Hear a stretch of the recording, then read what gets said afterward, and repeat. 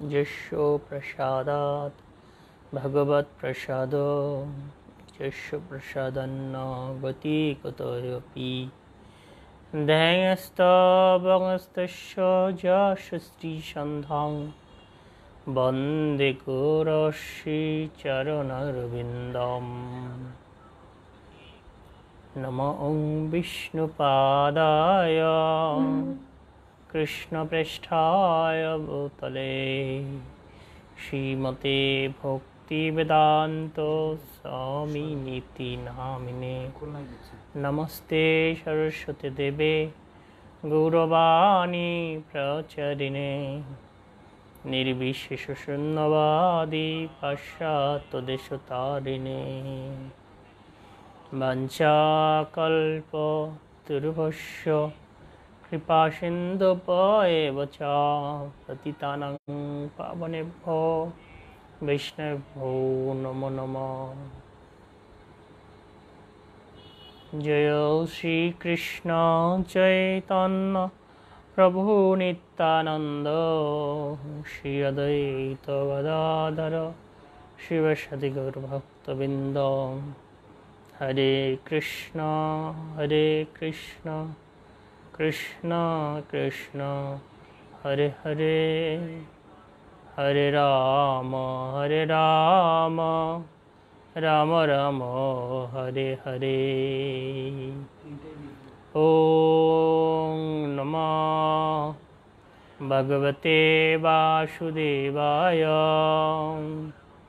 ओम नमः भगवते वासुदेवाय। ओम नमः भगवते वासुदेवाय। नारायणं नमस्कृत्य नरं चैव नरोत्तमं देवीं सरस्वती व्यासं ततो जयमुदीरयेत्।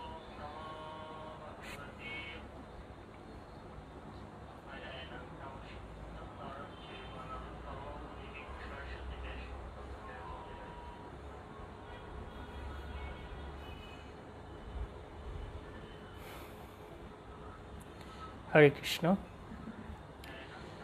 सुधी भक्तमंडলী, আপনাদের সকলকে কৃষ্ণ প্রীতি শুভেচ্ছা সাধুবাদ জানাচ্ছি এবং সকলের চরণে প্রণাম নিবেদন করছি।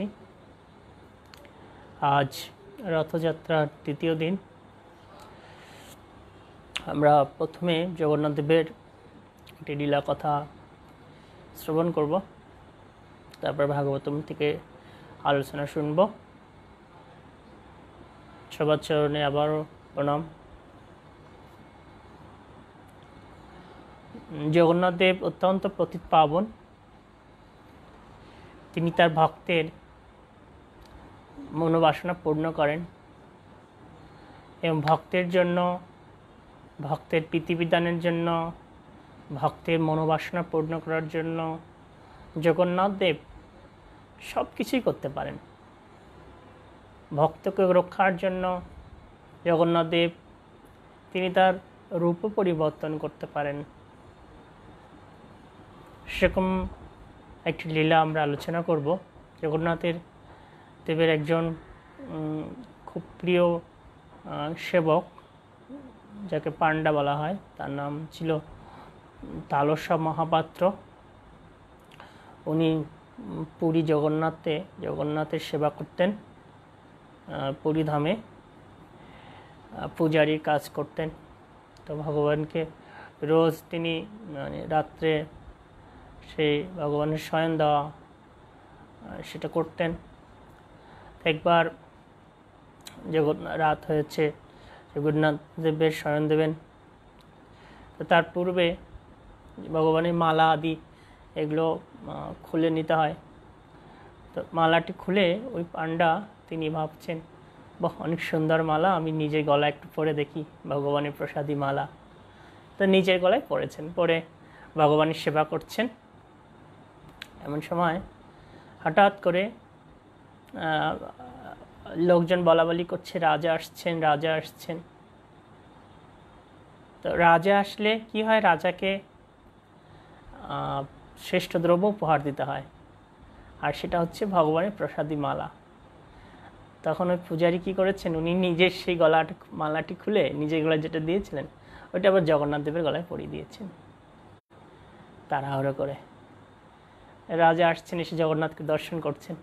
দর্শন করে যখন উঠেছেন তখন পূজারি জগন্নাথ দেবের গলার মালাটা ওই মালাটা খুলে রাজার গলায় পরিয়ে দিয়েছেন। রাজা অত্যন্ত খুশি হয়েছেন। খুশি হলে রাজা আবার তার রাজ্যে ফিরে গিয়েছেন প্রসাদাদি নিয়ে। রাজা রাজ্যে ফিরে যেয়ে সিংহাসনে বসে মালাটি খুলেছেন, খুলে দেখছেন অনেক সুন্দর মালা। তো হঠাৎ করে মালার মধ্যে দেখছেন একটা চুল, বড় একটা চুল। তখন রাজা ভাবছেন কি ব্যাপার, জগন্নাথ দেবের মাথায় তো চুল নেই, তাহলে কিভাবে চুল আসলো? তখন উনি কি করলেন, বা উনি বুঝতে পারলেন যে নিশ্চয়ই পূজারি আমার সাথে প্রতারণা করেছে। এই নিজের গলার মালা এই জগন্নাথকে দিয়েছে, দিয়ে আবার আমাকে সেটা পরিয়েছে। এই জগন্নাথ দেবের চরণে অপরাধ করেছে।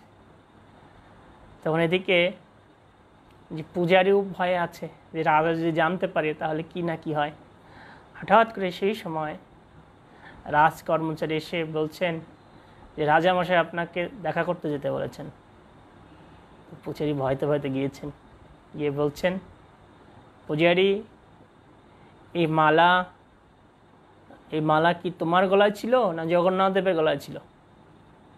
তখন পূজারি ভয় পেয়ে বলছে, না এটা জগন্নাথ দেবের মালা, সেটাই তো আপনাকে দিলাম। তবে বলছে যে তাহলে এই মালার মধ্যে চুল আসলো কোথা থেকে? তখনও কোনো কিছু বুঝতে না পেরে হঠাৎ করে বলছেন যে রাজামশাই আমাদের জগন্নাথ দেবের মাথায় চুল তৈরি হয়েছে। তো রাজা তো আরও রাগান্বিত হয়ে গেছে, কি আমার সাথে প্রতারণা, দেখছি তোমার। বলছি তুমি কালকে আমি জগন্নাথ দেবকে দর্শন করতে যাব, তুমি যদি চুল দেখাতে না পারো তাহলে আমি তোমাকে গর্দান দেবো। তো পূজারি সারা রাস্তা চিন্তা করতে করতে গেছে যে আমি তো মিথ্যা কথা বলে ফেললাম, আর জগন্নাথ দেবের মাথায় তো চুল নেই, তো এখন কি হবে? চিন্তা করছেন, রাত হয়েছে, ঘুম আসছে না, রাত হয়েছে। তখন ওই পূজারি একটা বিষের কৌটা হাতে নিয়েছে, নিয়ে জগন্নাথ দেবের কাছে ওখানে সামনে রয়েছেন থেকে প্রার্থনা করছেন যে হে জগন্নাথ দেব, আমি আপনার ভক্ত, আপনার সেবা করি, আমি রাজার ভক্ত নয়। আমি একটা ভুল করে ফেলেছি, ভুল বলে ফেলেছি, তা এখন যদি মারতে হয় তুমি আমাকে মারো, আমি রাজার হাতে মরতে চাই না। তুমি যদি কোনো একটা সুব্যবস্থা না করো তাহলে আমি সকাল হতেই এই বিষটা খেয়ে আত্মহত্যা করব রাজা আসার পূর্বেই। এইভাবে বলে ভগবানের কাছে প্রার্থনা করছেন। আর যখন একটু নিদ্রা আসছে, যখন জগন্নাথ দেব স্বপ্নে তাকে দর্শন দিয়ে বলছেন যে পূজারি তোমার মাথায় চুল থাকতে পারে, আমার মাথায় কি থাকতে পারে না? তুমি কার থেকে সৃষ্টি হয়েছ? যদি আমার থেকে তোমার সৃষ্টি হয়, তোমার মাথায় যদি চুল থাকে তাহলে আমার মাথায় কেন থাকবে না? ধরুন এই স্বপ্ন দেখে পূজারির তো খুব আনন্দ হয়েছে। আর সকালে উঠে দেখে যে জগন্নাথের মাথায় নতুন চুল তৈরি হয়েছে। পূজারির তো খুবই আনন্দ আর ধরে না। এদিকে রাজা চলে আসছে সকাল হলেই, এসে বলছে কোথায় কোথায় তোমার জগন্নাথ দেবের মাথায় চুল কোথায়? তখন পূজারির তো মনে সাহস হয়েছে, আসুন আসুন দেখুন, এই দেখুন, এই যে জগন্নাথ দেবের মাথায় নতুন চুল তৈরি হয়েছে। রাজা বলছে যে জগন্নাথের মাথায় তো কোনো চুল থাকে না, এ নিশ্চয়ই নিজেকে বাঁচানোর জন্য জগন্নাথ দেবের মাথায় নকল চুল দিয়ে দিয়েছে। তখন রাজা মন্দিরের ভিতরে ঢুকে ওই চুল ধরে টানাটানি করছে, টান দিয়েছে, দিলে ওই চুল ছিঁড়ে চলে আসছে। আর জগন্নাথের বিগ্রহ থেকে কল কল করে রক্ত বেরিয়ে চলে আসছে। তখন রাজা দেখে মূর্ছা গেছে। রাজা তখন বুঝতে পারছে যে আমার মারাত্মক অপরাধ হয়ে গেছে, কিভাবে অপরাধ থেকে আমি মুক্ত হব। রাজা খুব কান্না করছে, ভগবানের ওখানে আর্তনাদ করছেন। খুব রাজা নিজেকে অপরাধী মনে করছেন যে হে জগন্নাথ, আমি তোমার চরণে অপরাধ করলাম, তুমি আমাকে ক্ষমা করে দাও। এইভাবে ভগবান জগন্নাথ দেব তিনি তার ভক্তকে সর্বতভাবে রক্ষা করেন। তো রাজা যখন এভাবে চিন্তা করছেন, রাজ্যে বসে বসে মধ্যরাতে ঘুমিয়ে পড়েছেন, তখন রাজাকে জগন্নাথ দেব স্বপ্ন দেখিয়েছেন যে রাজা, প্রকৃতপক্ষে আমার জগন্নাথ লীলায় চুল নেই, কিন্তু আমার ভক্ত যেহেতু বলেছেন সেজন্য চুল তৈরি করতে আমি বাধ্য হয়েছি। আর আমি আমার ভক্তকে রক্ষা করার জন্য যে কোনো কিছু করতে পারি, যে কোনোভাবে রূপ পরিবর্তন করতে পারি। নিজেকে সম্পূর্ণভাবে ভক্তের চরণে আমি সমর্পণ করেছি। হে রাজা, তুমি জেনে রেখো, আমি হচ্ছে ভক্তবৎসল, ভক্তের জন্য আমি নিবেদিত প্রাণ। তখন রাজাকে বললেন, রাজা আসলে তুমি দুঃখ করো না, আমার ভক্তকে বাঁচানোর জন্যই আমি লীলা করেছি, তোমারও এখানে কোনো দোষ নেই। তখন রাজারও সেই পূজারীর প্রতি শ্রদ্ধা তৈরি হলো। এবার জগন্নাথ দেব তিনি নিত্য লীলা করেন, ভক্তকে রক্ষা করেন, ভক্তের প্রীতিবিধান করেন। তা আজ আমরা 11 নম্বর শ্লোক থেকে পাঠ করব। শ্রীমদ্ ভাগবতম প্রথম স্কন্ধ 2য় অধ্যায়, শ্লোক নম্বর 11। এই শ্লোকটি যারা বিশেষ করে ব্রাহ্মণ দীক্ষা নিতে চায় তাদের এইটা ম্যান্ডেটরি, এটা বলতে হয়, এর আলোচনা করতে হয়। ব্রাহ্মণ দীক্ষা এই প্রশ্ন সবাইকে করা হয়। বদন্তি তত্তত্ত্ব বিদতত্ত্বম যৎকেনম অদ্বয়ম ব্রহ্মেতি পরমাত্মেতি ভগবানীতি মন্যতে। অনুবাদ: যা অদ্বয় জ্ঞান এবং এক এবং অদ্বিতীয় বাস্তব বস্তু, জ্ঞানীগণ তাকেই পরমার্থ বলেন।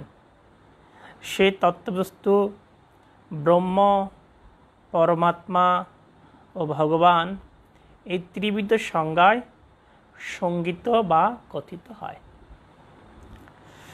অদ্বয় জ্ঞান মানে যে জ্ঞান ছেদন হয় না, এবং বাস্তব, এক এবং অদ্বিতীয় বাস্তব বস্তু, আর জ্ঞানীগণ তাকেই পরমার্থ বলেন। পরমার্থ মানে কি?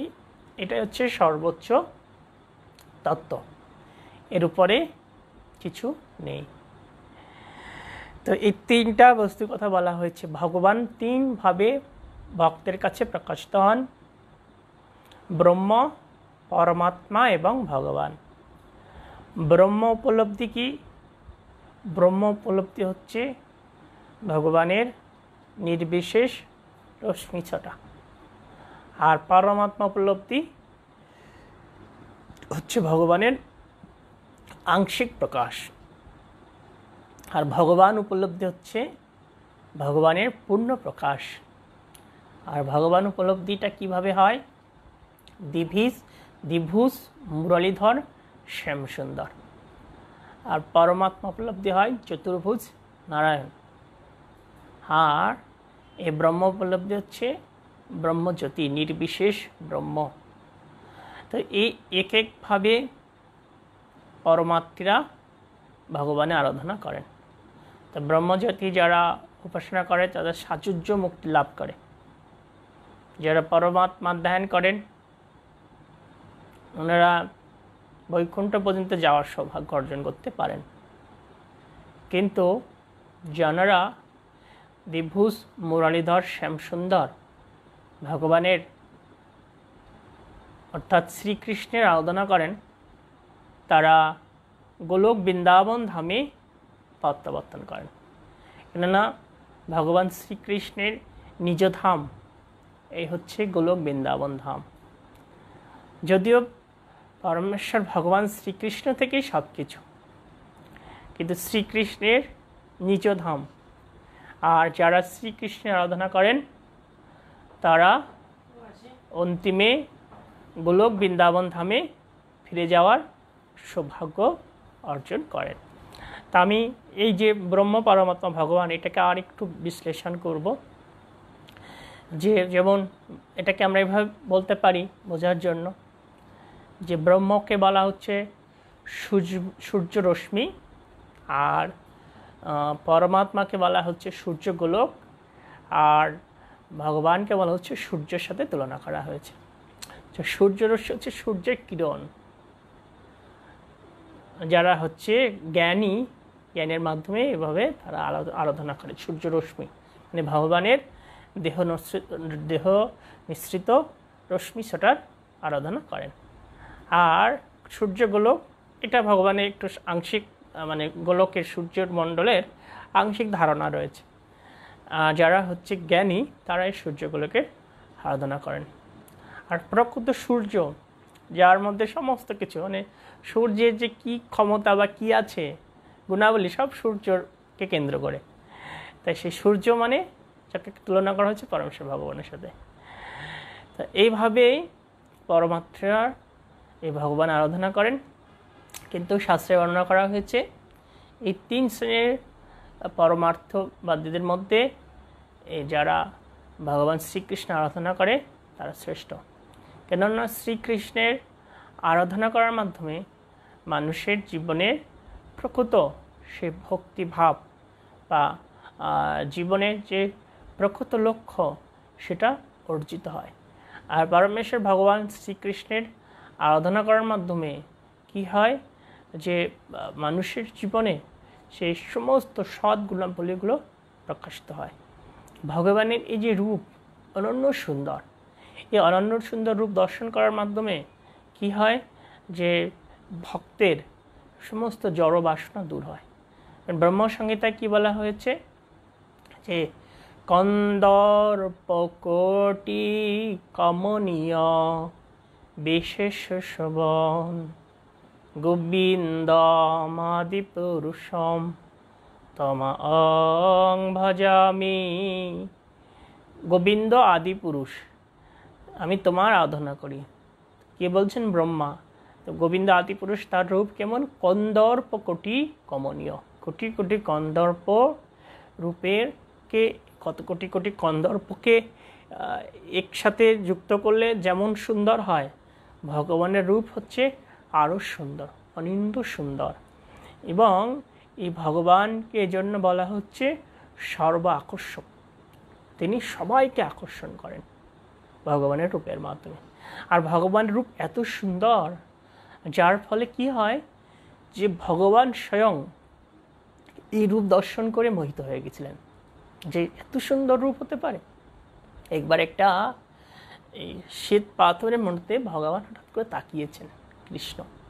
তো তাকিয়ে দেখি এত সুন্দর একটা পুরুষ ওই পাথরের মধ্যে। তো দেখে ভগবান নিজেই মোহিত হয়ে গেছে, যে এত সুন্দর কেউ থাকতে পারে জগতে। তখন ভগবান কি করছেন, ওই পাথরকে জড়িয়ে ধরেছেন তাকে পাওয়ার জন্য।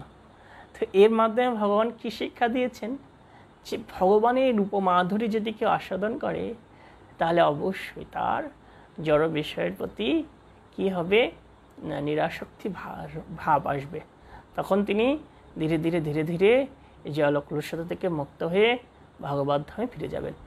কিন্তু ভগবানের রূপমাধুরী যদি কেউ দর্শন না করতে পারে, তাহলে তো তার পক্ষে সেই হৃদয়ের কুভাবগুলো, কুবাসনাগুলো দূর করা সম্ভব না। তা আমরা দেখতে পাই যে অনেক যে ধ্যানী যোগী, তারা বহু বছর যোগ সাধনা করার পরও পতিত হয়ে যায়। যেমন সর্বরী মুনি 60,000 বছর তপস্যা করেছেন জলের নিচে যেয়ে। তো তার সেই মাছের জলক্রিয়া দেখে সর্বরী মুনির সেই ধ্যান ভঙ্গ হয়ে গেছে। 60,000 বছর ধ্যান ভঙ্গ হয়ে আবার তিনি ফিরে এসে বিবাহ বন্ধনে আবদ্ধ হয়ে ইন্দ্রসুখ ভোগে লিপ্ত হয়েছে। বুঝতে পেরেছেন? তো এরকম অবস্থা। বিশ্বামিত্র ঋষি, তিনি এরকম যোগ সাধনা করছেন খুব প্রবলভাবে। তখন মেনকার নূপুরের ধ্বনিতে বিশ্বামিত্র মুনির ধ্যান ভঙ্গ হয়ে গেছে। তখন সে ধ্যানকে বাদ দিয়ে তিনি সেই মেনকার সাথে সেই কাম ক্রিয়ায় লিপ্ত হয়েছেন এবং তিনি ধ্যান মার্গ থেকে ভ্রষ্ট হয়েছেন।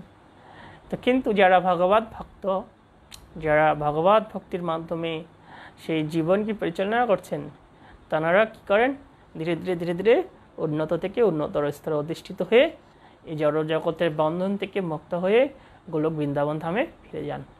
হরিদাস ঠাকুরের কথা আমরা বলতে পারি, তাকে নানাভাবে মায়াদেবী প্রলোভিত করেছেন, কিন্তু হরিদাস ঠাকুর তাতে মোহিত হননি।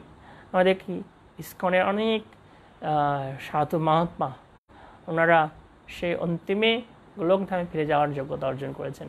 তো এটা কীভাবে সুযোগ সম্ভব হয়েছে? এই সুন্দরভাবে ভগবানকে সেবা করার জন্য, ভগবানের এই রূপ আস্বাদন করার মাধ্যমে। তো একবার এই রামানুজ আচার্য যে সম্প্রদায়, তো ওখানে একটু মন্দির, সেখানে একটা ব্যক্তি তিনি মন্দির দর্শন করার জন্য গিয়েছেন, কিন্তু ওনার সাথে ওনার স্ত্রীকে নিয়ে যাচ্ছেন। তো উনি কীভাবে হাঁটছেন? স্ত্রী যাচ্ছেন আর স্ত্রীর সামনে উনি হাঁটছেন, উনি পিছনে হাঁটছেন আর স্ত্রী সামনের দিকে আসছে। তো এটা দেখে ওই রামানুজ আচার্য তিনি খুব অবাক হয়ে গেছেন যে ঘটনা কি, এইভাবে হাঁটছে কেন? তখন উনি জিজ্ঞাসা করছেন যে কী ব্যাপার। উনি ডেকেছেন ওনাকে এক পাশে, যে আপনি এভাবে হাঁটছেন কেন? তা বলছে যে আমার কাছে আমার স্ত্রীর সৌন্দর্য এত মহিমান্বিত যে আমি জগতে এনার থেকে, আমার স্ত্রীর থেকে সুন্দর কাউকে দেখিনি। এই জন্য আমি ভাবি যে আমার স্ত্রীকে যদি আমি এক নজর দেখতে না পারি তাহলে আমি অনেক কিছু হারিয়ে ফেলবো, তাই আমি আমার স্ত্রীকে সবসময় দর্শন করি। তখন রামানুজ আচার্য তাকে বললেন যে আমি যদি এর থেকে সুন্দর রূপ তোমাকে দেখাতে পারি, তুমি সেটা দর্শন করবে? বলছে না, এর থেকে সুন্দর কিছু নেই জগতে। বলছে তাহলে আমি তোমাকে দেখাবো, তুমি অপেক্ষা করো। তখন আচার্য ভগবানের কাছে গেলেন যে হে প্রভু, এই একটা পতিত জীবকে তুমি উদ্ধার করার জন্য তোমার সেই সুন্দর মহিন রূপ ধারণ করো। ভগবান রঙ্গনাথের কাছে যে তিনি এভাবে প্রার্থনা করছেন, হে প্রভু তুমি কৃপা করে একে উদ্ধার করো। তখন ভগবান তার সে অপরূপ সেই রূপ ধারণ করলেন, খুব সুন্দর, অত্যন্ত সুন্দর রূপ ধারণ করলেন। আর তখন কি হলো? তখন ওই নিয়ে যাওয়া হলো, ওই ব্যক্তিটাকে নিয়ে ভগবানের এই রূপ দর্শন করছেন। ও সকাল থেকে দেখছেন, সারা দিন পার হয়ে গেছে, রাত হয়ে গেছে, মন্দির বন্ধ হয়ে গেছে, তবু তার চোখ সরছে না। আর এদিকে তার স্ত্রী তাকে বারবার ডাকাডাকি করার পরও যখন স্বামী ফিরছে না, ভগবানের রূপে এত নিমগ্ন হয়ে গেছে, স্ত্রী তার স্বামী কাছে চলে গেছে। তারপরে ওই আচার্য এসে বলছে ভগবান তো বন্ধ হয়ে গেছে, তুমি এখন গিরি ফিরে যাও। বলছে না, আমি এখন আর যেতে চাই না, আমি ভগবান এত সুন্দর, আমি আর গিরি ফিরে যাব না, আমি ভগবানের কাছে থাকব, আমি ভগবানের সেবা করব। সেখান থেকে তিনি বড় আচার্যে পরিণত হলেন। তো দেখুন যে আমরা যদি ভগবানের এই দ্বিভুজ মুরলীধর সুন্দর রূপকে হৃদয়ে একবার স্থাপন করতে পারি এবং তাকে দর্শন করি, তাহলে আমাদেরও এরকম পরিণতি হবে। আমরাও ধীরে ধীরে ধীরে ধীরে এই জড় প্রভাব থেকে মুক্ত হয়ে গোলক বৃন্দাবন ধামে ফিরে যেতে পারবো। তা আমাদের সকলের সেটা করতে হবে, যে ভগবানের অপরূপ রূপমাধুরীকে আস্বাদন করতে হবে, ভগবানের প্রতি আমাদের এই মনকে নিমগ্ন করতে হবে, যেটা অম্বরীশ মহারাজ আমাদেরকে শিক্ষা দিয়েছেন, সবই মনঃ কৃষ্ণ পদারবিন্দয়ে। আমাদের এই মনকে কৃষ্ণের পাদপদ্মে সমর্পণ করতে হবে। যদি আমরা সমর্পণ করি তাহলে আমাদের জন্য মহামঙ্গল হবে। যে ভগবানের রূপ যে এত সুন্দর, সেটা মানে সেটা ব্যাপারে গোপীরা ওনারা তাদের একটা মনোভাব ব্যক্ত করছেন, ব্রহ্মাকে তিরস্কার করছেন যে হে ব্রহ্মা, তুমি স্রষ্টা হিসেবে দক্ষ নয়। তখন ব্রহ্মা করজোড়ে বলছেন কেন, আমি কেন দক্ষ নই? তো বলছেন যে তুমি আমাদেরকে সৃষ্টি করেছ, তুমি ভগবানকে সৃষ্টি করেছ, মানে ভগবানকে দেখার জন্য আমাদের চোখ দিয়েছ, কিন্তু তুমি চোখের পলক দিয়েছ। আর এই যে যখন আমাদের চোখের পলক পড়ে তখন আমরা সেই সময় ভগবানকে দেখতে পাই না। আর সেই বিরহ আমাদের কাছে কোটি কোটি বিরহের মতো। দেখুন যে ভগবত দর্শনে কি আনন্দ লাভ করতেন গোপীরা, আমাদের এভাবে শিক্ষা দিচ্ছেন ভগবানের শুদ্ধ ভক্ত গোপীরা যে ভগবানের রূপমাধুরী যদি আমরা আস্বাদন করি হৃদয় দিয়ে, তখন আমাদের সমস্ত বাসনা পূর্ণ হবে। ঋষিকেন ও ঋষিকেশও, আমাদের সমস্ত ইন্দ্রগুলো তখন পরিপূর্ণ হবে, সমস্ত জড় বাসনা মুক্ত হয়ে আমরা গোলক বৃন্দাবন ধামে প্রত্যাবর্তন করতে পারবো। তা সেটা আমাদের করার প্রয়াস করতে হবে। আমরা সেটা যদি চেষ্টা করি আমাদের এই জীবন ধন্য হবে। এরপরে আমরা 12 নম্বর শ্লোক পাঠ করব। তৎশ্রদ্ধাধানমনয় জ্ঞান বৈরাগ্য যুক্তয়া পশ্যন্ত আত্মনি চ আত্মনম ভক্তা শ্রুত গৃহীতয়া। এই শ্লোকের অনুবাদ: অপ্রাকৃত বস্তুতে সুদৃঢ় ও নিশ্চয় বিশ্বাসযুক্ত মুনিগণ জ্ঞান এবং বৈরাগ্যযুক্ত হয়ে শাস্ত্র শ্রবণজনিত উপলব্ধি অনুসারে ভগবানের প্রতি প্রেমময়ী সেবার দ্বারা তাদের শুদ্ধ হৃদয়ে পরমাত্মারূপে সেই তত্ত্ববস্তুকে দর্শন করেন। দেখুন এখানে কয়েকটা বিষয় উল্লেখ করা হয়েছে। তার মধ্যে একটা আছে যে শাস্ত্র শ্রবণজনিত উপলব্ধি অনুসারে। এরকম আমরা শ্রীমদ্ ভাগবতমে শত সহস্র শ্লোকে দেখব শ্রবণের গুরুত্ব বারবার বলা হয়েছে। শ্রবণের গুরুত্ব, এই শ্রবণ শাস্ত্র শ্রবণ উপলব্ধির মাধ্যমে কি হয়, ভগবানের প্রতি প্রেমময়ী সেবা বর্ধিত হয়, আমাদের জ্ঞান বৃদ্ধি পায়, বৈরাগ্য বৃদ্ধি পায়, চেতনা উন্নত হয়। তাই শ্রবণের পন্থাটাকে অনেক গুরুত্ব দেওয়া হয়েছে। এবং আমাদের যে নববিধা ভক্তি আছে, যেটার মাধ্যমে ভগবান সহজলভ্য হয়, সেই নববিধা ভক্তির মধ্যে অন্যতম হচ্ছে এই শ্রবণ। তাই শ্রবণম মঙ্গলম, শ্রবণ করলেই মঙ্গল হবে। এই শ্লোকে আরও বলা হয়েছে যে অপ্রাকৃত বস্তুতে সুদৃঢ় ও নিশ্চয় বিশ্বাসযুক্ত মুনিগণ। সুদৃঢ় এবং নিশ্চয় বিশ্বাস, সুদৃঢ় বিশ্বাস থাকতে হবে ভগবানের প্রতি এবং নিশ্চিত থাকতে হবে কি, শ্রদ্ধা শব্দে বিশ্বাস কয়ে সুদৃঢ় নিশ্চয়, কৃষ্ণ ভক্তি কর্ম করিলে সর্বকর্ম কৃত হয়। এই যে শ্রদ্ধা শব্দে বিশ্বাস, বিশ্বাস থাকবে, সুদৃঢ় নিশ্চয়, কৃষ্ণ ভক্তি কর্ম করিলে সর্বকর্মকৃত হয়। যখন আমাদের এই বিশ্বাস হবে যে কৃষ্ণ ভক্তি কর্ম যদি আমি করি তাহলে আমার সর্বকর্মকৃত হবে, তখন কি হবে, তখন আমার ভগবানের প্রতি আসক্তি বৃদ্ধি পাবে। তাই জন্য আমাদের কি দরকার, বিশ্বাস দরকার ভগবানের কথার প্রতি।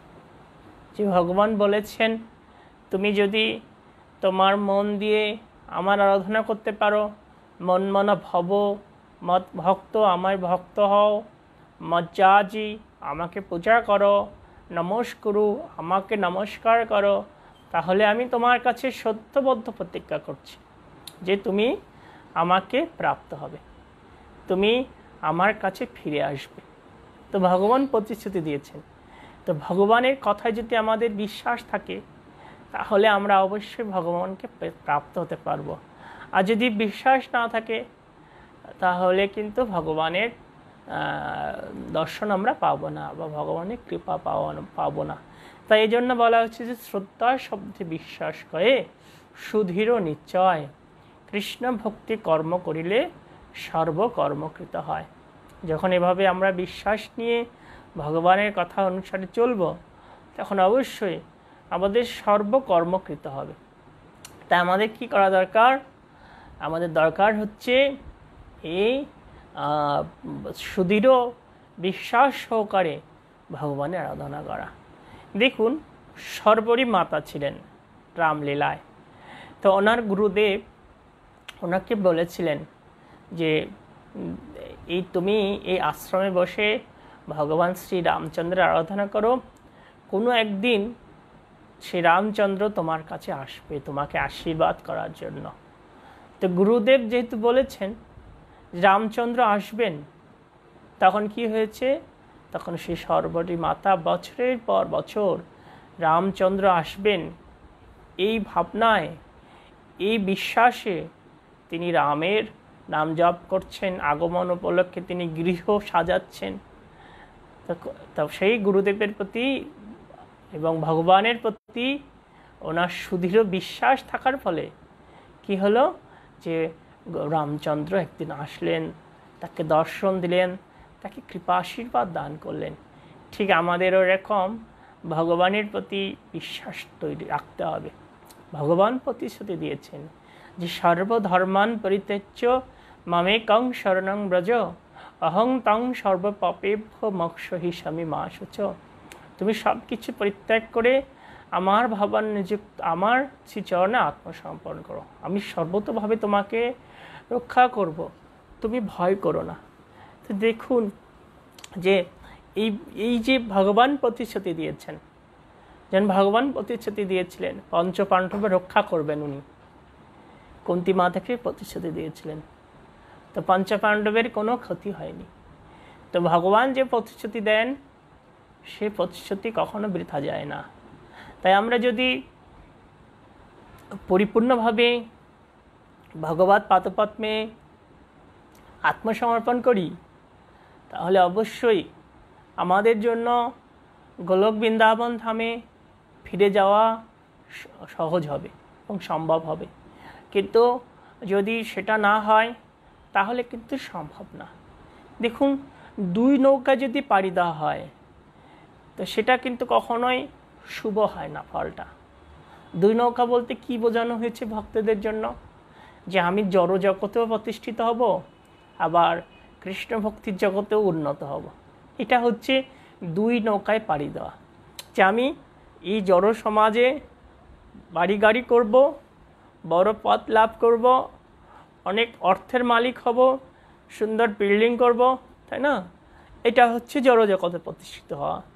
ঠিক চিন্ময় জগতে প্রতিষ্ঠিত হওয়া কি, যে আমি শুদ্ধ ভক্ত হব, তাই না, ভগবানের সেবা করব।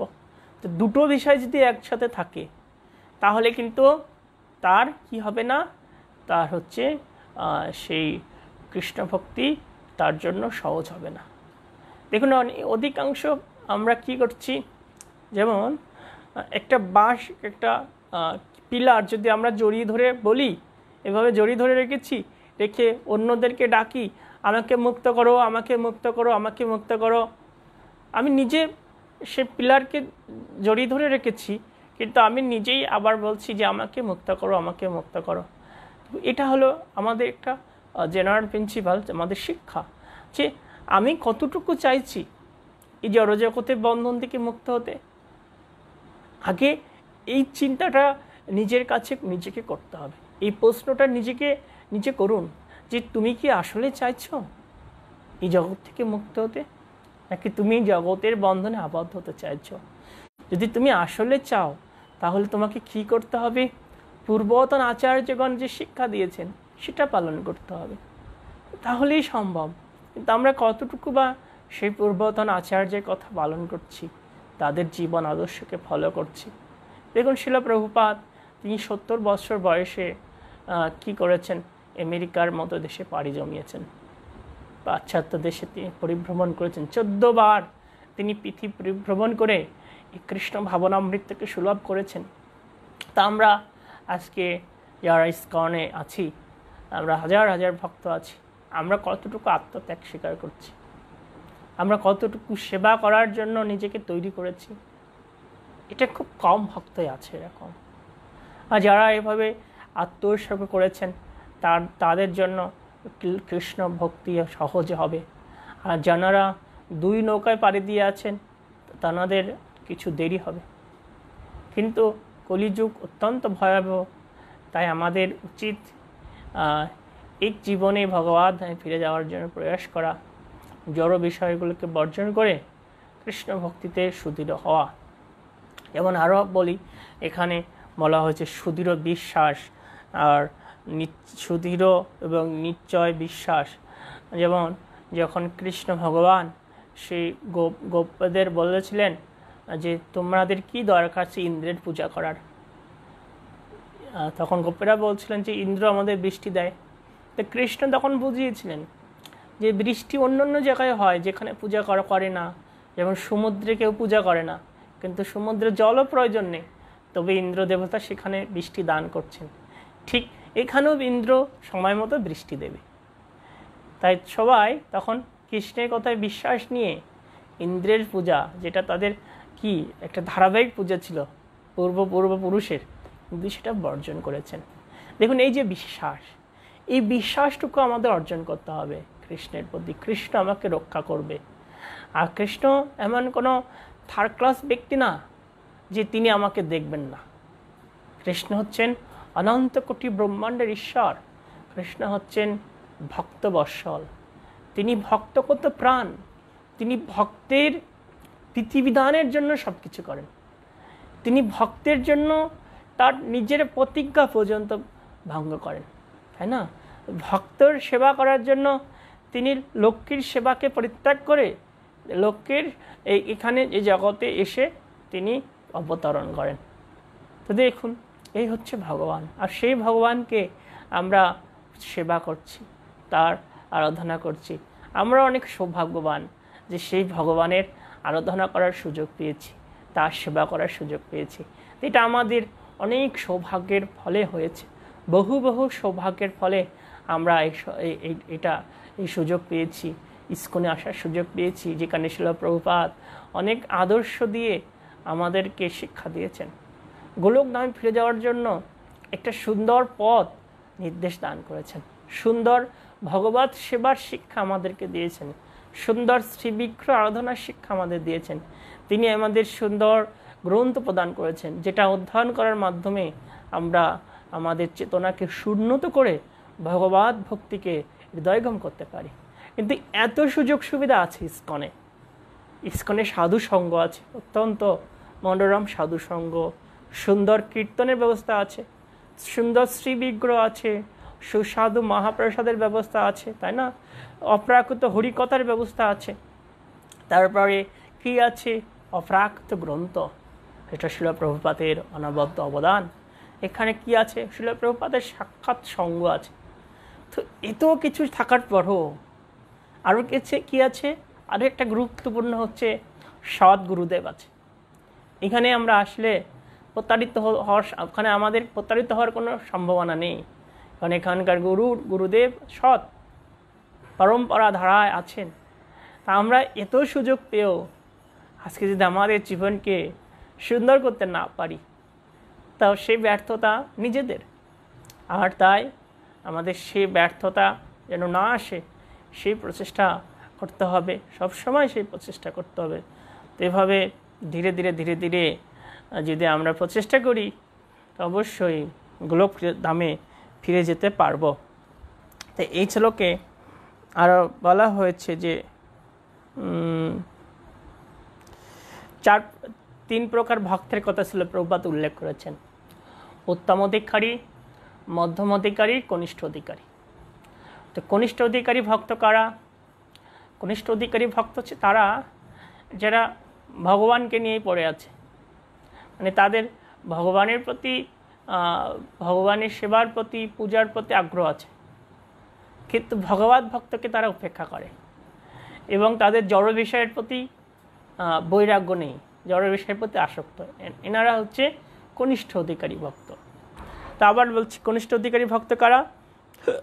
যারা ভগবানকে আরাধনা করে কিন্তু ভগবানের প্রতি পুরোপুরি বিশ্বাস নেই, আরাধনা করছে, পূজা করছে, কিন্তু এই শ্রেণীর ভক্তরা ভগবত ভক্তকে সম্মান করে না বা ভগবত ভক্তকে সেভাবে মর্যাদা দান করে না, আর তাদের জড় বিষয়ের প্রতি আসক্তি রয়েছে। এরা হচ্ছে কনিষ্ঠ। আর মধ্যম অধিকারী ভক্ত কারা? মধ্যম অধিকারী ভক্ত হচ্ছে পরমেশ্বর ভগবানের প্রতি সুদৃঢ় বিশ্বাস আছে এবং তারা পরমেশ্বর ভগবানের পাদপদ্মে আশ্রিত হয়েছেন, আশ্রয়ে আছেন, এবং তারা কি করেন? তারা ভক্ত বিদ্বেষী যারা, তাদের সঙ্গকে পরিত্যাগ করেন, আর কি অজ্ঞকে তারা কৃপা করেন, ভগবত ভক্তি দান করেন। এরা হচ্ছে মধ্যম স্তরের ভক্ত। মধ্যম স্তরের ভক্তর তাদের যোগ্যতায় কি, তারা ভগবানের প্রতি সমর্পিত এবং তারা অজ্ঞকে কৃপা আশীর্বাদ দান করেন। কি কৃপা? ভগবত ভক্তিরূপ কৃপা, এটা দান করেন। আর ভক্ত বিদ্বেষী তাদেরকে এড়িয়ে চলেন। এটা একটা বড় বিষয়, যারা ভক্ত এবং ভগবত বিদ্বেষী তাদেরকে এড়িয়ে চলা।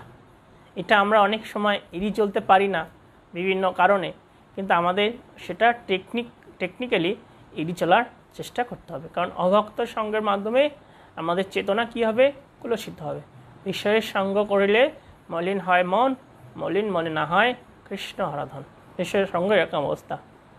তো এরকম আমাদের বিষয়ের সঙ্গ পরিত্যাগ করতে হবে। যখন ভীষ্মদেব সরস্বতী সাহিত্য ছিলেন, আর সেই সময় পঞ্চপাণ্ডব গিয়েছেন, তখন ভীষ্মদেব পঞ্চপাণ্ডবকে অনেক নীতি কথা বলছিলেন। তো এই নীতি কথা শুনে দ্রৌপদী খুব অট্টহাসি দিয়েছেন। তখন ভীষ্মদেব বুঝতে পেরেছেন, বুঝে তিনি দ্রৌপদীকে বলছেন যে, হে পুত্রী, আমি বুঝতে পেরেছি তোমার অট্টহাসির কারণ। তখন বলছেন কি? বলছে, হ্যাঁ, যখন তোমার সম্ভ্রমহানি হচ্ছিল কৌরব রাজসভায়, তখন আমি নিশ্চুপ ছিলাম, কিন্তু এখন আমি অনেক বড় বড় জ্ঞানপদে দান করছি। বলছে এর কারণ হচ্ছে ওই দুর্যোধন তার বিষয়ে অন্ন আমি খেয়েছিলাম, বিষয়ে অন্ন বিষয়ের সঙ্গ করে আমার চিত্ত মলিন হয়ে গিয়েছিল। কিন্তু এখন অর্জুনের সেই তীরের আঘাতে সেই বিষয় রক্ত আমার দেহ থেকে নির্গমন হয়েছে। এর ফলে এখন আমি আমার চেতনাকে শুদ্ধ করতে পেরেছি, আমার সত্তা পবিত্র আছে, যার ফলে আমি ভালো কথা বলতে পারছি। তাই এখানে আমরা শিক্ষা পাই যে আমরা যখন এই অসৎ সঙ্গ করব, তখন আমাদের চেতনা কলুষিত হয়ে যাবে। দেখুন যে অসতের প্রভাব কত সুদূর প্রসারী।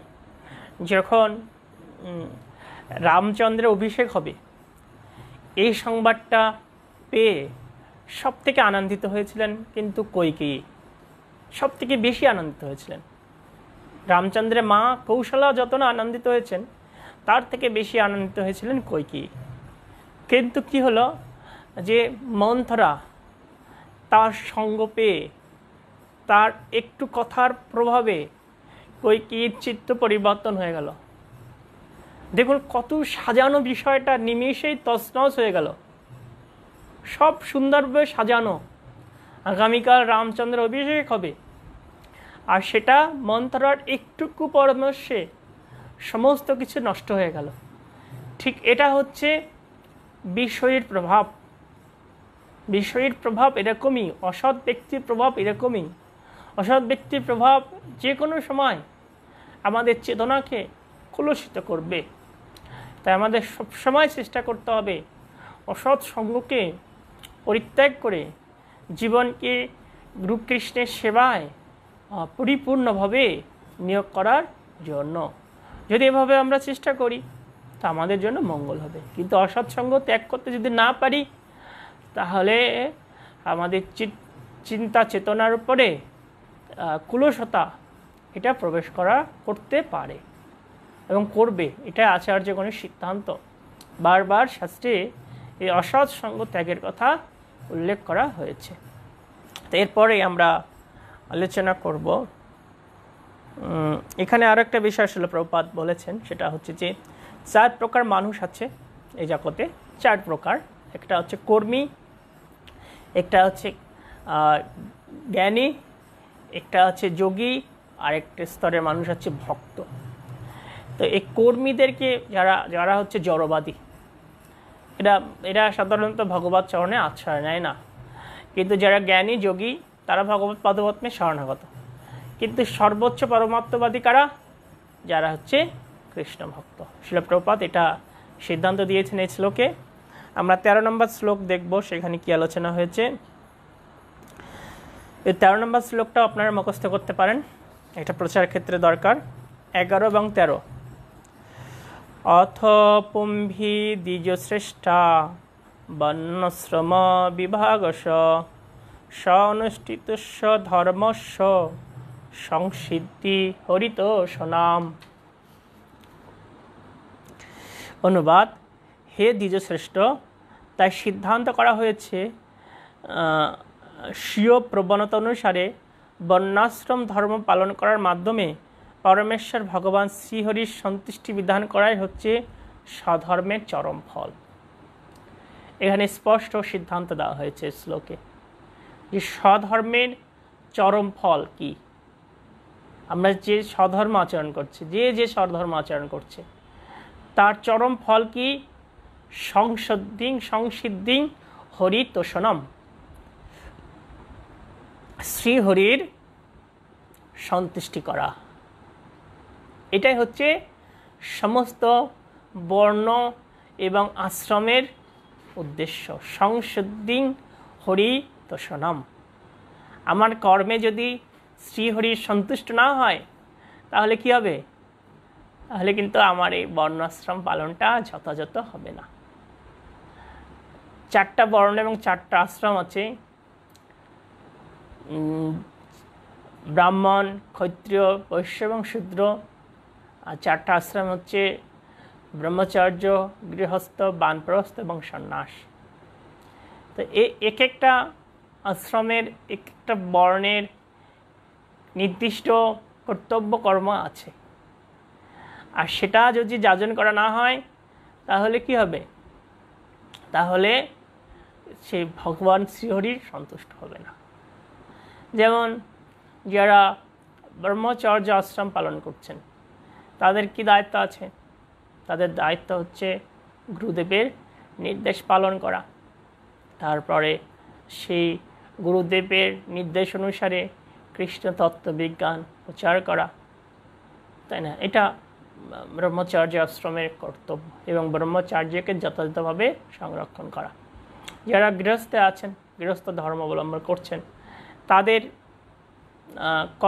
কী করতে হবে?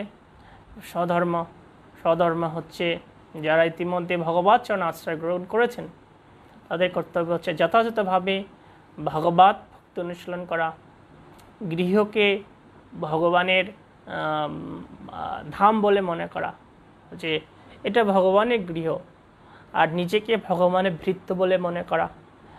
আর কি করা? যে অন্য 3টা যে আশ্রম আছে, ব্রহ্মচর্য, বানপ্রস্থ এবং সন্ন্যাস, এই 3টা আশ্রমের ব্যক্তি যারা আছেন তাদের কারো কোনো উপার্জন নেই। একমাত্র যারা গৃহস্থ আছেন তাদের উপার্জন করার ক্ষমতা আছে। তাই গৃহস্থরা কি করবে? তাদের বড় দায়িত্ব যে নিজের সন্তানকে যেভাবে দেখে, প্রতিপালন করে, ঠিক ব্রহ্মচারী, বানপ্রস্থি এবং সন্ন্যাসীকেও সে নিজের সন্তানের মতো করে, নিজের সন্তানকে যেমন কিছু প্রয়োজন হলে পিতা ধার করেও সেটা দেওয়ার চেষ্টা করে, ঠিক যেরকম আশ্রমে, এই 3 আশ্রমে যারা আছেন তাদেরকেও দেখাশোনার পুরো দায়িত্ব গৃহস্থদের। আর গৃহস্থদের আরও একটা কী কর্তব্য হচ্ছে তার সন্তানকে যথার্থভাবে কৃষ্ণ ভক্তির শিক্ষা দান করা। এরকম আরও অনেক দায়িত্ব আছে, এগুলো হচ্ছে প্রধান। আরও ভক্ত সেবা করার দায়িত্ব আছে, প্রচার করার দায়িত্ব আছে। তো যারা বানপ্রস্থি তাদের দায়িত্ব কি? তাদের দায়িত্ব হচ্ছে কিছু কিছু জায়গায় মাধুকরী করা এবং সেখানে ভগবানের কথা আলোচনা করা। যারা সন্ন্যাসী তাদের কর্তব্য কি? তাদের কর্তব্য হচ্ছে কায় মন বাক্যে শ্রীহরির সেবা করা, শ্রীহরির নির্দেশ পালন করা। তো এই একটা বড় আশ্রম নির্দেশ আছে, কিন্তু এই কর্তব্য রয়েছে আশ্রমে। যখন এগুলো যথার্থভাবে হবে না তখন শ্রীহরির সন্তুষ্টি হবে না। আর শ্রীহরি যদি সন্তুষ্ট না হয় তাহলে কি হবে? তাহলে আমাদের জীবনে সেই কৃষ্ণ ভক্তিটা হবে না। যেমন মহাপ্রভু কি বলছেন? মহাপ্রভুটা সিদ্ধান্ত দিয়েছেন, চরম সিদ্ধান্ত। বলছেন, আশ্লিষ্বা পাতরতং পিনষ্টমাম অদর্শনাম আর মাহাতু করতু বা যথা তথা বেদধাতুলম্পট মন প্রাণস্ত সায়ে পোনাপর।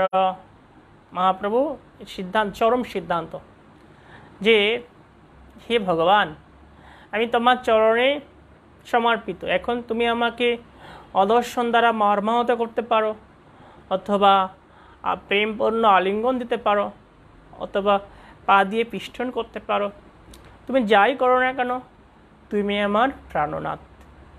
দেখুন, এটা অনেক বড় সিদ্ধান্ত মহাপ্রভু দিয়েছেন, যে আমরা এই জীবনে কার প্রতি শরণাগত? কৃষ্ণের প্রতি।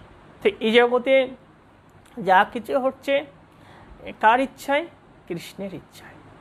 তো মহাপ্রভু সিদ্ধান্ত দিলেন যে যেহেতু আমি তোমার শ্রীচরণে সেবারত পাদরত দাসী, তো এখন তুমি যে সিদ্ধান্ত আমাদেরকে দেবে, তুমি যেভাবে আমাকে রাখবে, আমাকে কষ্টও দিতে পারো, সুখও দিতে পারো, তুমি যাই দেবে আমি তা মেনে নেব। ঠিক এটা প্রত্যেকের জীবনে গ্রহণ করা উচিত। এই সিদ্ধান্তটি আমাদের জীবনে যা কিছু আসে না কেন, সেগুলো শ্রীহরির ইচ্ছা বলে মেনে নেওয়া দরকার। আর এগুলো যদি আমরা মেনে নেই তাহলে সহজে এগিয়ে যেতে পারবো। কিন্তু যখন মেনে নেব না, তখনই উৎকণ্ঠা, তখনই কি নানা টেনশান, নানা কলহ, নানা বিপদ, নানা সমস্যা থাকবে, আসবে। কিন্তু দেখুন, এই যে টেনশান করেও, দুশ্চিন্তা করেও বা উৎকণ্ঠা থেকেও আমরা কি সেই পরিস্থিতিকে সমাধান করতে পারি? কোনোদিন পারি না। কিন্তু আমরা যদি শ্রীহরির ইচ্ছা বলে মেনে নিই, তাহলে কিন্তু সহজেই সেই অবস্থাটা আমরা অতিক্রম করতে পারি। বুঝতে পেরেছেন? তো এখানে আরও আমরা দেখতে পারি যে শ্রী সংসদ্দিং হরিতোষণমটা আরও কি হতে পারে। যেমন শ্রীহরির প্রীতিবিধানটা কেমন আমরা দেখি, যে যখন শ্রীদাম সুদাম দাস বসুদাম ওনারা কি করতেন, কৃষ্ণকে নিয়ে বনভোজন যেতেন বা গো চড়াতেন, বিভিন্ন জায়গায় যেতেন, আর দুপুরের খাওয়াটা সব সময় বনে খেতেন। তো সবাই গৃহ থেকে খাবার নিয়ে আসতেন, পটলিতে করে করে ঝুলায় নিয়ে আসতেন। তো সেই খাবার এক জায়গায় বের করা হতো, কার বাড়ি থেকে কি দিয়েছে। তো যখন সেই সখারা অনেক সুস্বাদু কোনো কিছু একটা হয়তো মুখে দিয়েছে, খুব টেস্ট, অনেক সুস্বাদু, তখন তারা কি করছেন, যেটা অনেক টেস্ট ভাবছে, মুখের থেকে বের করে নিয়ে আসছে, সে ও কৃষ্ণ, এটা অনেক সুন্দর, তুমি খাও, তুমি খাও। এটা হচ্ছে, এর থেকে আমরা কি শিক্ষা পাই? যে হচ্ছে হরিতোষণম, হরির প্রীতিবিধান, যে আমাদের জীবনের সবথেকে প্রিয় বস্তুগুলো, সব কিছু, এমনকি নিজেকেও শ্রীহরির প্রীতিবিধানের জন্য দিয়ে দিতে হবে। যখন এই জগতের শ্রেষ্ঠ ভক্তকে এটা নির্ধারণ করার জন্য নারদমণি কৃষ্ণের কাছে গিয়েছিলেন, তখন নারদমণি কৃষ্ণকে বলছেন, যাও তুমি সব জায়গায় দেখে আসো কে শ্রেষ্ঠ, তুমি নিজেই বিচার করো। বলছে, কিভাবে বিচার করব? তুমি বলবে যে ভগবানের তার মাথা ব্যথা হয়েছে, তার কোনো ভক্তের চরণ ধরি যদি দেয় কেউ কোনো ভক্ত, তাহলে সেই মাথা ব্যথাটা কমে যাবে। তখন ব্রহ্মার কাছে গেলেন, শিবের কাছে গেলেন, ইন্দ্রের কাছে গেলেন নারদমণি, কিন্তু কেউ রাজি হলো না। কৃষ্ণ বলছে, ঠিক আছে, তুমি যে দেখো, বৃন্দাবনে যাও, গোপীদের কাছে যাও। তখন গোপীদের কাছে গিয়েছেন, গোপীরা সানন্দে বলছে, আমাদের চরণধুলি নিয়ে যাও, যদি কৃষ্ণের সুস্থ হয় তা আমাদের চরণধুলি নিয়ে কৃষ্ণকে অর্পণ করো। তখন নারদমণি সেই গোপীদেরকে তিরস্কার করছেন, ভয় দেখাচ্ছেন, ওয়ে মূর্খ বালিকারা, তোমরা কি জানো এই চরণধুলি যদি তোমরা কৃষ্ণের মস্তকে দাও, তাহলে তোমাদের কোটি কোটি জনম নরকের যন্ত্রণা ভোগ করতে হবে। তখন গোপীরা বলছেন যে কৃষ্ণ হচ্ছে আমাদের প্রাণনাথ, তো এখন আমাদের চরণধুলিতে যদি কৃষ্ণ সুস্থ হয়ে যায়, আর তার জন্য যদি আমাদের কোটি কোটি বছর নরকেও থাকতে হয়, তাতে আমাদের কোনো কষ্ট নেই, আমাদের তাতে কোনো অসুবিধা হবে না। দেখুন শিক্ষা, কিভাবে আমরা শিক্ষা পাচ্ছি এই ভগবানের লীলা থেকে, যে কীভাবে আমাদের ভগবানের প্রীতিবিধান করতে হবে, ভগবানের প্রীতিবিধানের জন্য কিভাবে আমাদের নিজেকে সমর্পণ করতে হবে। তা আমরা কতটুকু সেটা করছি, নিজের কাছে নিজে প্রশ্ন করবেন যে আমি তো বৈষ্ণবীয় জীবনে আসছি, আমি কতটুকু শ্রীহরির সন্তুষ্টি বিধান করছি, আমি কতটুকু শ্রীহরির জন্য নিবেদিত আছি নিজেকে সমর্পণ করতে। তাহলে যদি এভাবে আমি চিন্তা করি তাহলে সহজে বোঝা যাবে যে আমি কতটুকু নিজেকে সমর্পণ করেছি। এভাবে প্রত্যেকটা ভক্তের কর্তব্য হচ্ছে কি নিজের শরণাগতির মাপকাঠি নির্ণয় করা, নিজেকে বারবার প্রশ্ন করা যে আমি কতটুকু এগোতে পারছি। আর এটা হলো যথার্থ জ্ঞানের পরিচয়, যে নিজের ভক্তির বিষয়গুলো নিজেকে নিয়ে নিজে নিজে আলোচনা করা। আমরা কিন্তু আমাদের একটা প্রবণতা রয়েছে, আমরা নিজের বিষয়টা নিয়ে না চিন্তা করে সবসময় চিন্তা করি অন্যদের বিষয়, কার কি হয়েছে, কে কেমন কি করছে। কিন্তু নিজের বিষয় নিয়ে চিন্তা করতে হবে যে আমি কতটুকু ভগবানের সেবা করতে পারছি, আমার কতটুকু ভগবানের সেবার প্রতি মন আছে, তাই না? নিজের বিষয়টা নিয়ে বেশি ভাবতে হবে। এমন অনেক ভক্ত আছে যে চোখের জলে কৃষ্ণের সেবা করে, তারা কৃষ্ণের যখন কীর্তন করে তখন তাদের চোখ থেকে অনর্গল অশ্রু নির্গমন হয়। তো তারা কত শ্রেষ্ঠ, কিন্তু আমার তো চোখে জল আসে না। শিলা প্রভুপাদ তিনি একটা বৈষ্ণবী ভজনে আকরে গাইছেন যে হরি নামে পাথর গলে যায়, কিন্তু প্রভুপাদ তখন বলছেন যে আমার হৃদয় এত পাথর, আমার হৃদয় পাথরের থেকে কত শক্ত যে হরিনামে পাথর গলে যায়, আমার হৃদয়ে পাথর তো গলছে না। তো দেখুন, এভাবেই নিজের অক্ষমতাকে নিয়ে নিজেকেই তিরস্কার করা উচিত। এর ফলে আমাদের যথার্থ চেতনাগুলো বর্ধিত হবে, তখন আমরা সহজেই এই জড় এবং চিন্ময় বিষয়গুলোকে উপলব্ধি করতে পারব। এরপরে আমরা 14 নম্বর শ্লোক পাঠ করব। তস্মাৎ একেন মনসা ভগবান শাশ্বতং প্রতি শ্রোতব্য কীর্তিব চ ধ্যেয় পূজ্য চ নিত্যদা।